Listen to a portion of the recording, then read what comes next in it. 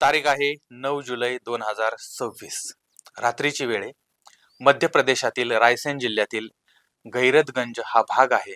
त्या भागामध्ये स्मशान शांतता पसरली होती. पण नदीकाठच्या त्या चबुतऱ्यावरती एक भयंकर खेळ सुरू होता. अगरबत्तीचा धूर आणि तांत्रिकाचं पुटपुटणं यामुळे वातावरणामध्ये गूढ असं वलय निर्माण झालेलं होतं. आणि अचानकपणे एक वाक्य हवेमध्ये घुमलं आणि एका क्षणामध्ये विजय जैनचा जीव घेतला गेला. कुऱ्हाडीचा वार त्याच्या गळ्यावरती झाला आणि रक्त जमिनीवरती सांडलं. हा फक्त एक मर्डर नव्हता, एक अंधश्रद्धेच्या नावाखाली दिलेली अमानवीय आहुती होती. विजय जैन 4 दिवस त्या मातीच्या ढिगाऱ्याखाली होता, पण तो पोलिसांना कसा सापडला? त्या मृतदेहाच्या खुणा शोधणारा तिसरा डोळा कोण होता? आज आपण एका अशा सत्य घटनेचा उलगडा करणार आहोत, जिथं या धान्यासाठी किंवा गुप्तधनासाठी, गुप्तधनाच्या हव्यासासाठी माणुसकीचा बळी घेतला होता. तर रायसेनमध्ये राहणारे विजय जैन, वय वर्ष साधारण 40-45च्या आसपासचं आहे आणि हे शहरातील अत्यंत प्रसिद्ध आणि प्रतिष्ठित कुटुंबातले आहेत. वर्ष 2013 मध्ये विजय जैन यांच्या घरामध्ये 3 कोटी रुपयांचा मोठा दरोडा पडलेला होता. दरोडा प्रकरण घडलं होतं आणि त्यामुळे संपूर्ण मध्य प्रदेश हादरलेला होता. आणि या मोठ्या घटनेनंतर विजय जैन यांनी आपल्या कुटुंबाचा पूर्ण व्यवहार आणि सावकारीचा जो व्यवसाय होता तो स्वतःच्या हातात घेतला होता आणि शहरामध्ये यांची एक वेगळी ओळख निर्माण झाली होती. तर विजय जैन यांची ही ओळख होती आणि एक श्रीमंत अशा पद्धतीचा हा कुटुंब, हा परिवार होता. आणि याच विजय जैन यांची जवळ एक हिनोतिया या भागामध्ये राहणारा प्रल्हाद साहू याच्याबरोबर झालेली होती. हा प्रल्हाद साहू जो होता तो एक तांत्रिक मांत्रिक होता आणि काळी पांढरी जादू वगैरे तो करत होता. आणि आता या प्रल्हादचा मुलगा होता, त्याचं नाव आहे टिकम साहू, आणि यांचा एक साथीदार होता, त्याचं नाव आहे उदमऊ नावाच्या भागामध्ये राहणारा करीम खान. तर अशा पद्धतीनं हे चार लोक म्हणजे कोण? तर विजय जैन, त्यानंतर प्रल्हाद साहू, त्यानंतर टिकम साहू, त्यानंतर त्यांचा एक साथीदार करीम खान, हे 4 लोक. तर या 4 लोकांना पाहिजे होतं गुप्तधन. आणि प्रल्हाद हा होता तांत्रिक आणि त्याला गुप्तधन कुठं आहे, कुठं मिळतं, कसं मिळतं, काय मिळतं हे सगळं माहीत होतं. आणि त्यामुळे काहीतरी पूजा केल्यानंतर ते गुप्तधन आपल्याला मिळणार आहे असं या प्रल्हादनं या सगळ्यांना सांगितलं होतं. आणि यासाठी या पूजेची तयारी चाललेली होती. विजय, प्रल्हाद, टिकम, करीम यांचा हा सगळा प्लॅन होता. आता या सगळ्यांना वाटत होतं की आता आपण लवकरच करोडपती होणार आहोत. 9 जुलैची ती रात्र होती. नदीकाठचा तो चबुतरा होता. प्रल्हाद साहूनं ठरल्याप्रमाणे तयारी केली होती. अगरबत्त्या पेटल्या होत्या, तांत्रिक क्रिया सुरू झालेल्या होत्या, वातावरण जड झालेलं होतं. आणि याच्यामध्येच प्रल्हाद ओरडला, धरती गरम होते, दफिना बली मांग रहा है. म्हणजे ही भूमी गरम होते आणि तिला आता बळी पाहिजे, त्या खजिन्याला बळी पाहिजे. आणि त्यानंतर काही समजायच्या आत विजय जैनला त्या टिकमनं आणि प्रल्हादनं पकडून ठेवलं. करीम खाननं कुऱ्हाड घेतली आणि त्या विजयच्या गळ्यावरती मारायला सुरुवात केली. त्या विजयच्या शरीरातून रक्ताच्या चिळकांड्या उडाल्या. तो त्या ठिकाणी कोसळला आणि या हत्येनंतर 100 मीटर अंतरावरती लांब जाऊन त्यांनी खड्डा खोदला आणि त्या खड्ड्यामध्ये या विजयचा मृतदेह पुरून टाकला. पुरावा तिथं मिटवला. याच्या रक्तानं पूजा केली आणि ते गुपित कायमचं नदीकाठी गाडलं गेलं असं यांना वाटलं होतं. पण दुसऱ्या बाजूला 9 जुलै पासून विजय बेपत्ता झाला होता. नातेवाईकांनी पोलिसात तक्रार नोंदवलेली होती आणि रायसेन पोलिसांनी तपास सुरू केला होता. पण गुन्हा इतक्या सफाईनं केला होता की कुठलेच धागेदोरे सापडत नव्हते. तपासाची चक्र फिरायला लागलेली होती आणि पोलीस आता त्या पोलिसांनी ज्या दिवशी जैन गायब झाले होते तर त्या दिवशी त्यांनी कोणाला फोन केला होता, शेवटचं लोकेशन काय होतं सगळं पाहिलं. आणि त्यावेळेस प्रल्हाद साहूचं नाव समोर आलं होतं. आणि मग पोलीस प्रल्हाद साहू पर्यंत पोहोचले.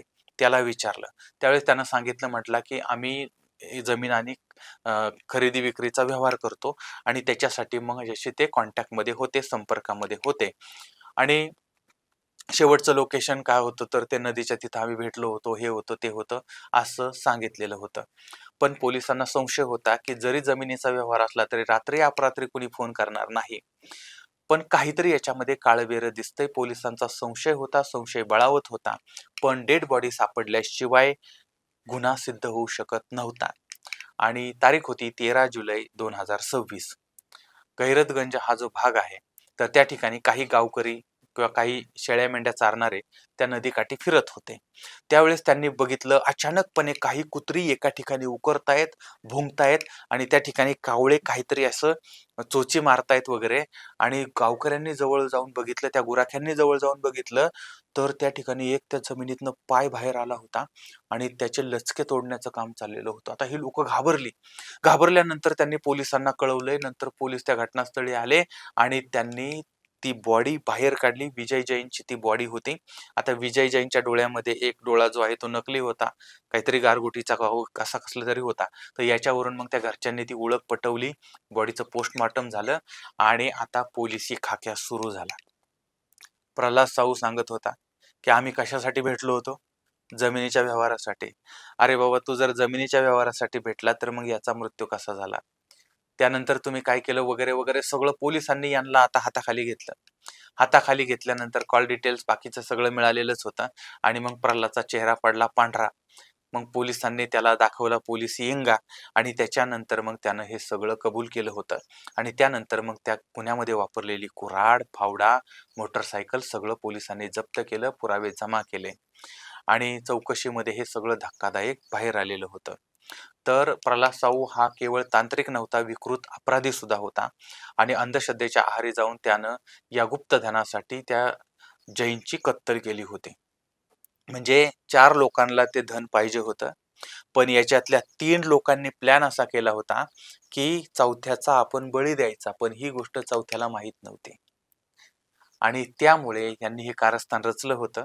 आणि त्यानंतर केवढं सगळं झालं. असं असताना सुद्धा आता ह्या लोकांची मानसिकता विचार करा की एखाद्या व्यक्तीला ठार करणं, एखाद्या व्यक्तीला संपवणं आणि त्याच्यातनं आपला फायदा होईल असं पाहणं, म्हणजे कशा पद्धतीची ही विकृती आहे. पण त्याच्यातनं काय झालं, शेवटी या सगळ्यांना जेलमध्ये जावं लागलेलं होतं.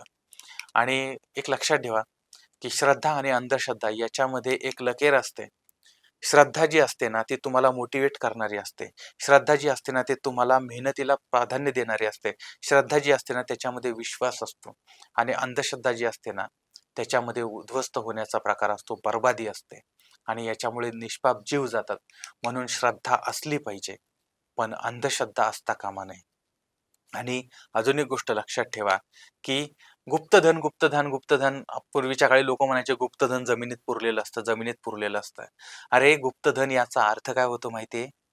की जमीन उकरल्यानंतर त्याच्यामध्ये आपण ज्यावेळी धान्य पेरतो त्यावेळी त्याच्यातनं सोनं उगवतं, ते आपलं खरं धन असतं. आणि म्हणून जमिनीत गाडलेलं धन आहे याचा अर्थ जमीन उकरा, म्हणजे जमिनीची नांगरट करा, जमिनीची मशागत करा, म्हणजे तुम्हाला ते धन मिळेल, असं पूर्वीच्या काळी लोकांचं मत असायचं. आणि म्हणून ते जमिनीची मशागत करायचे. आणि आपल्या लोकांनी त्याचा वेगळाच अर्थ काढलाय, चुकीचा अर्थ काढलाय की गुप्तधन म्हणजे जमिनीत गाडलेलं धन. आणि त्याच्यामुळे मग काही निष्पाप लोकांचा जीव सुद्धा याच्यामध्ये जातो. आणि लक्षात ठेवा, आयुष्यामध्ये कष्ट करून आपल्याला एवढं मिळत नाही आणि जर कोणी शॉर्टकट वापरला तर त्याचा शॉर्ट होतो आणि त्याचाही कट होतो, हे लक्षात ठेवायचं. आणि त्यामुळे अशा मांत्रिकांवरती कठोर कारवाई झाली पाहिजे, न्याय मिळाला पाहिजे आणि भविष्यात दुर्दैवी घटना घडू नयेत याच्यासाठी प्रयत्न झाले पाहिजेत. आता याबद्दल तुमचं काय मत आहे ते सुद्धा मला कमेंटमध्ये जरूर कळवा. पुन्हा भेटूया पुढच्या भागामध्ये. तोपर्यंत